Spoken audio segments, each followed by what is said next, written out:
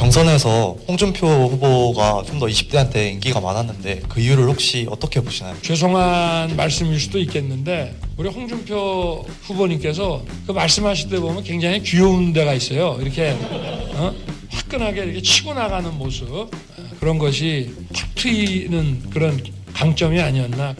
이재명 후보에 대해서는 또 윤석열 후보님이 앞서시는데요. 그 부분에 대해서는 이유를 어떻게 보십니까? 뭐 제가 특별히 더 뭐 매력적인 부분이 있다기보다 이번 정권에서 개인의 자유가 가장 크게 좀 제한이 됐던 사례가 무엇이라고 생각하시는지. 언론중재법 같은 거는 민주사회의 가장 기본인 이런 언론의 자유, 표현의 자유 이런 것들을 심각하게 이제 침해하는 것이고요. 윤석열 후보님께서 생각하시는 그 이전 대통령 중에서 가장 높게 평가하시는 분은 어떤 분인지. 가장 높게 한 분만 얘기 안 하고 여러분을 좀 얘기하면은 후보님께서는 혹시 측근이라던가 혹시 일가 이제 뭐 친척분들이 비리를 저질렀다면 혹시 그들에 대해서 어떤 식으로 대처를 하실지에 대해서 여쭙고 싶습니다. 이거는 뭐 별다른 노하우가 필요한 게 아니고요. 이 현 정권 말고 다른 정권이 했던 것처럼 하면 됩니다. 여러분 큰 박수로 환영해 주시기 바랍니다.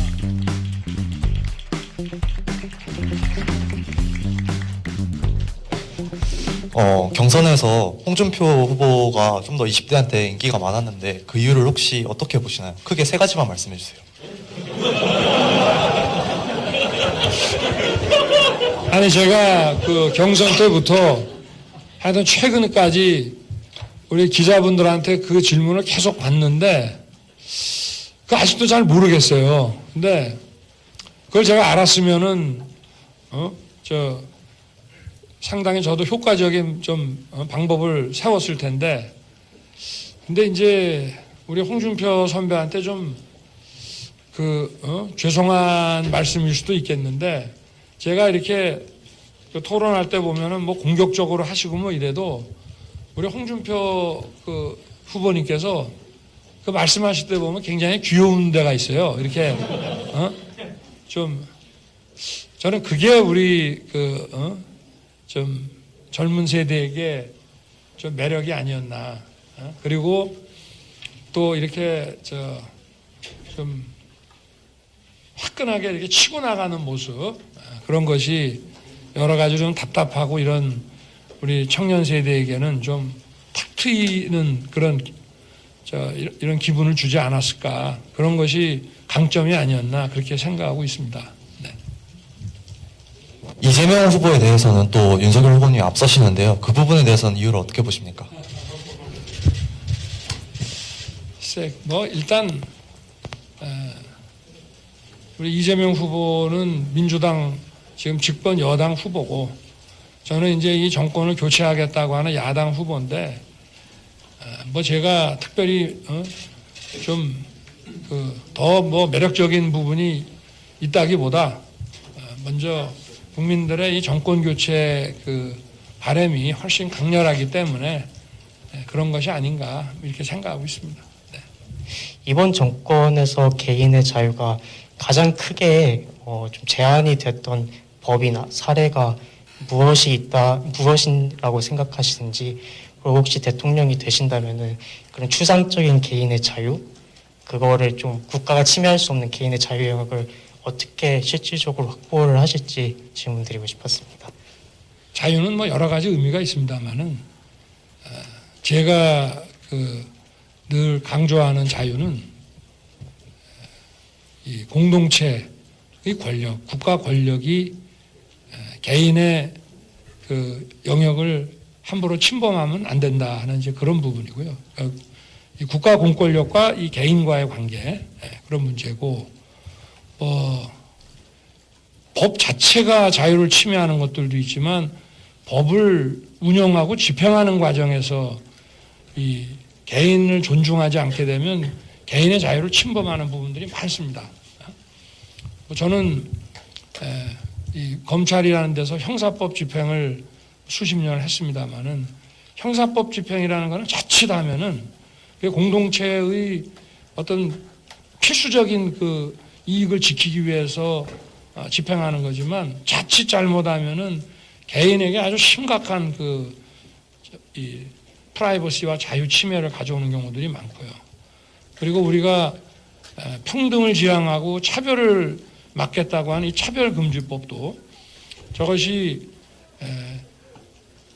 개별 사안마다 합리적으로 자유와 이 평등이라는 것이 신중하게 형량이 안 되고 일률적으로 가다 보면은 그거는 개인의 자유를 침해할 수 있는 문제가 많이 생기고, 이번에 지금 법안은 올라가서 아직 처리는 못했습니다만은 언론중재법 같은 거는 민주사회의 가장 기본인 이런 언론의 자유, 언론 기관의 자유, 표현의 자유 이런 것들을 심각하게 이제 침해하는 것이고요.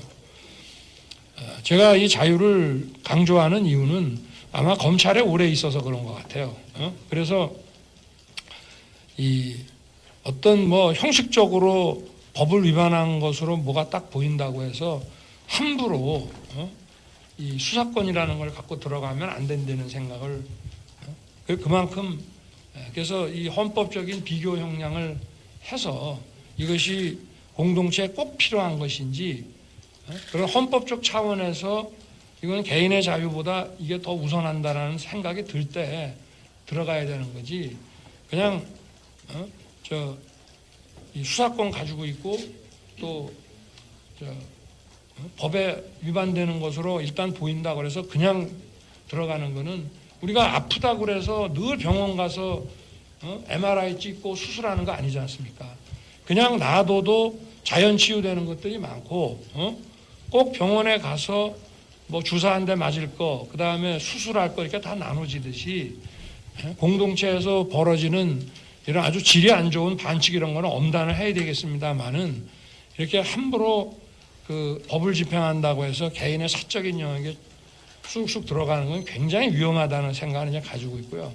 특히 지금 같은 이제 이 4차 산업혁명 이 시기는 이제 우리가 이 지식사회 아니겠습니까? 여기는 이제 개인의 이 자유와 이 창 이런 것이 보장이 안 돼가지고는 이제 앞으로 먹고 살기가 힘듭니다. 그리고 대학이라는 것이야말로 정말 이제 이 사회의 문화뿐 아니라 이 산업을 선도해 나가는 이 분야가 되는데, 그런 경우에 특히 중요한 것이 자유고, 이제는 국가가 주도해 나갈 수가 없기 때문에 그런 차원에서 제가 강조를 하는 것이고, 그러나 이제 또 국가가 해야 되는 약자에 대한 이런 배려, 책무나 이런 거는 또 단단하게 지켜져야 되는 것이고요. 네. 그럼 윤석열 후보님께서 생각하시는 이전 대통령에 대해서 가장 늦게 평가하시는 분은 어떤 분인지 질문을 드리겠습니다. 네. 저는 가장 높게 한 분만 얘기 안 하고 여러분을 좀 얘기하면은,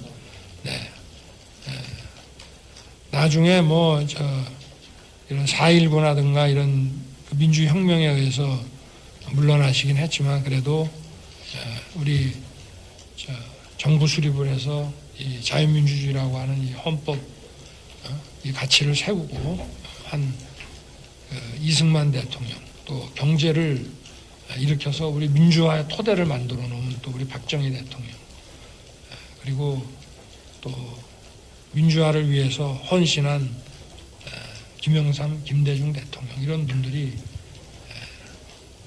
그리고 이제 그 이후 대통령은 조금 더 시간이 지나서 더 평가가 이루어져야 되지 않겠나. 직전 대통령, 전전 대통령을 가지고 평가하는 것은 좀 빠른 것 같고요. 다 이 정치, 대통령에 대해서 이 국정을 운영하고 정치를 하다 보면은 다 빛과 그림자가 있는 거죠.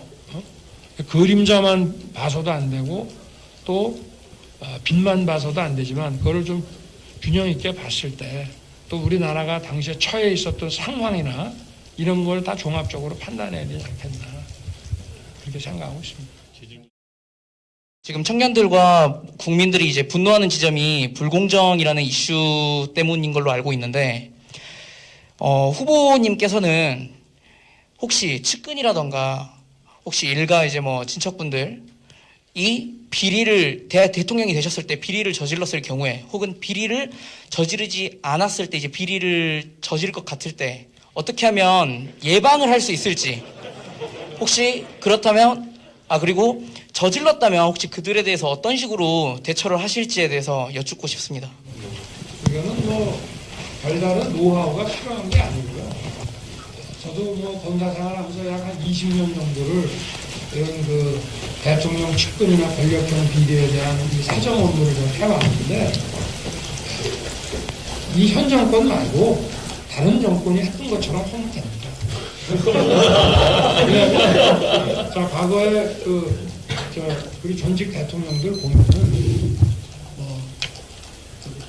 국민정부나 또 국민의 정부나 또 노무현 정부나 이명박 정부나 다 자식이든 뭐 측근이든 비리를 저지르면은 다 사법 처리가 됐습니다. 그리고 우리나라는 그런 전통을 가지고 있어요. 적어도 민주화가 되고 난 이후에는 과거의 군사정권 시절에조차도 이게 어떤 비리가 그야말로 드러나면 일부러 막 참는 것까지는 못하도록 언론을 통해서 드러나면 이게 국민들 민심이 무서워서라도 그거를 그냥 넘어가기가 어려우십니다. 그리고 특히 이제 우리 민주화가 된 이후에는 다 했어요. 그래서 이게 그렇게 어려운 일이 아니고 당연히 해야 되는 일입니다. 이게. 대통령의 가족, 측근, 그리고 그걸 또 예방하기 위한 그런 어떤 사정 활동, 정보 활동 이런 것들이 다 있어 왔는데, 유난히 하여튼 이 정부 들어와서는 좀 이해하기 어려운 일들이 막 벌어지고 있는 겁니다. 그래서 그냥 우리가 가지고 있는 좋은 또 어떤 이런 전통, 그걸 그냥 그대로 살리면 됩니다. 네.